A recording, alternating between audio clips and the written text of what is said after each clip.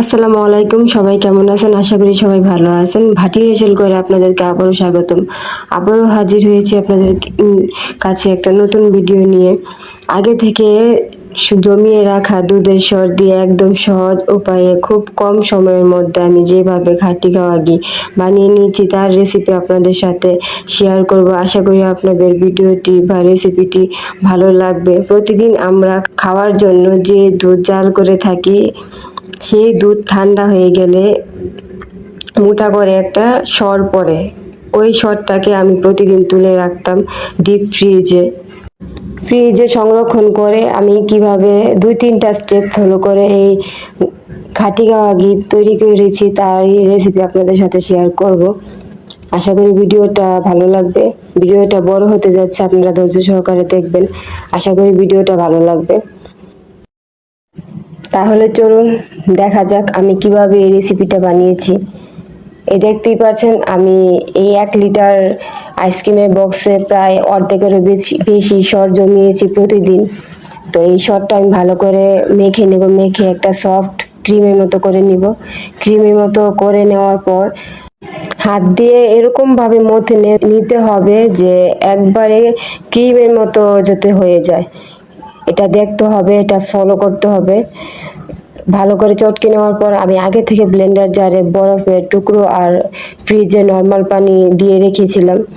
এখানে আপনাদের ফ্রিজের পানি আর বরফের টুকরো দিতেই হবে, না হলে আপনাদের সহজে ক্রিমটা উঠে আসবে না। তো দেখতেই পাচ্ছেন আমি এখন ব্লেন্ডার করে নেব 5 মিনিট, 2 থেকে 3 মিনিট কি 5 মিনিটের মধ্যেই এটা হয়ে যায়।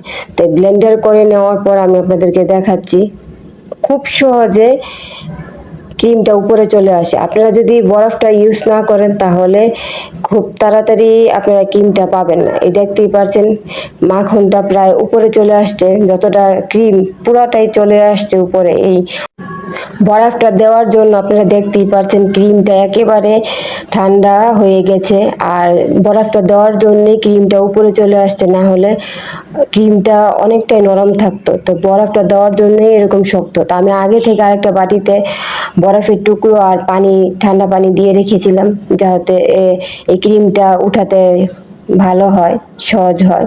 তো আমি আর বাকি যে ক্রিমটা ছিল এই ক্রিমটা আবারও দিয়ে দিচ্ছি।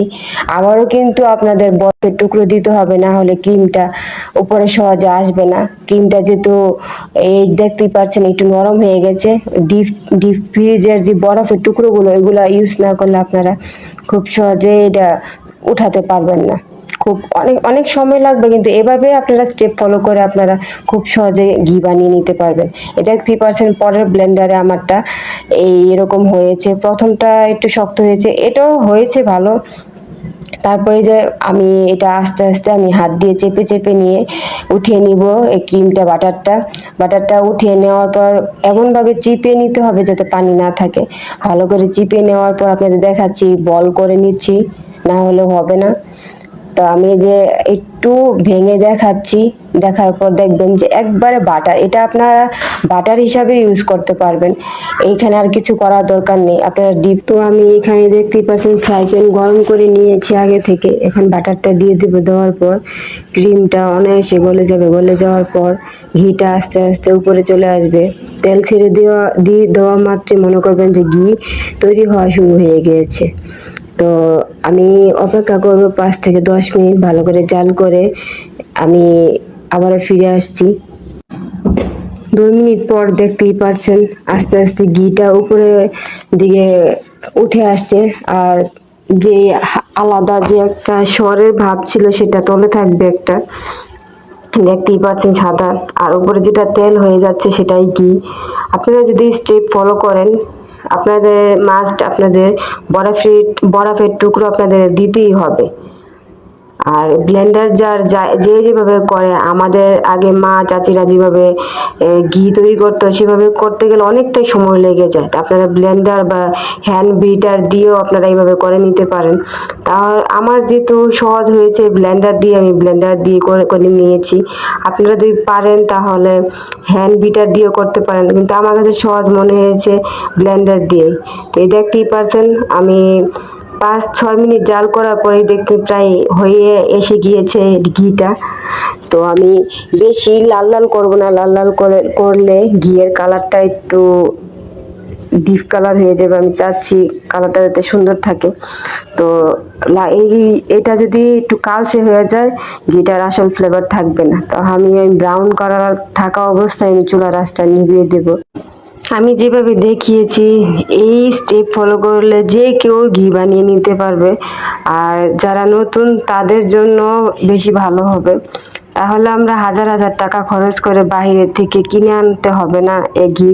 ঘরেই তো যদি আমরা অথেন্টিক গাওয়া ঘি তৈরি করতে পারি, তাহলে আমরা বাইরে থেকে কিনতে আনতে যাবো কেন? তো দেখতেই পাচ্ছেন আমি স্টিলের একটা ছাঁকনি নিয়ে নিয়েছি, এটা দিয়ে ভালো করে ছেঁকে নেবো। ছেঁকে নেওয়ার পর আপনারা দেখতেই পারছেন ঘিয়ের কালারটা কতটা সুন্দর হয়েছে। ঘিটা ঠান্ডা হওয়ার পর আমি ছাঁকনিতে ছেঁকে নেওয়ার পর আমি বাটিতে ঢেলে নিয়েছি। আমি একটা ভালো কন্টেনার নিয়ে নেব, ছোট্ট একটা কৌটা নিয়ে নেব। এই কৌটাতে ঢেলে দেব। ঢেলে দেওয়ার পর আমি ফ্রিজে 2-3 ঘন্টার পর রেখে দিয়েছিলাম। এই দেখতেই পাচ্ছেন জমাট বেঁধে গিয়েছে। এই ফাইনাল লুক দেখতেই পাচ্ছেন। তা আমি এটা আপনাদেরকে দেখিয়ে দিচ্ছি যে কতটা ভালো হয়েছে এই ঘিটা। আপনারা যদি বানান এভাবে, তাহলে বাজারের কিনা ঘিও আপনাদের কাছে ফেল হয়ে যাবে। তো নো ফেল ঘি, মানে আপনারা এইভাবে বানালে ফার্স্ট তো হবেনই, সাকসেস হবেন এভাবে বানালে। তো ভিডিওটা ভালো লাগলে অবশ্যই লাইক কমেন্ট শেয়ার করে দিবেন। আপনাদের মূল্যবান মতামত কমেন্টে জানাবেন। ভালো লাগলে ভিডিওটা অন্যকে শেয়ার করে দেখার সুযোগ করে দিবেন, শেখার সুযোগ করে দিবেন। আশা করি আপনাদের ভিডিওটা ভালো লাগবে। আর কে কোথায় থেকে ভিডিওটা দেখছেন আর কার অঞ্চলে কোন স্টাইলে ঘি তৈরি করে অবশ্যই আপনারা কমেন্টে জানাবেন। সবাই ভালো থাকবেন, আশা করি আমার পাশে থাকবেন, সুস্থ থাকবেন। আল্লাহ হাফেজ। আর আমার চ্যানেলটা সাবস্ক্রাইব করে দিবেন। ধন্যবাদ।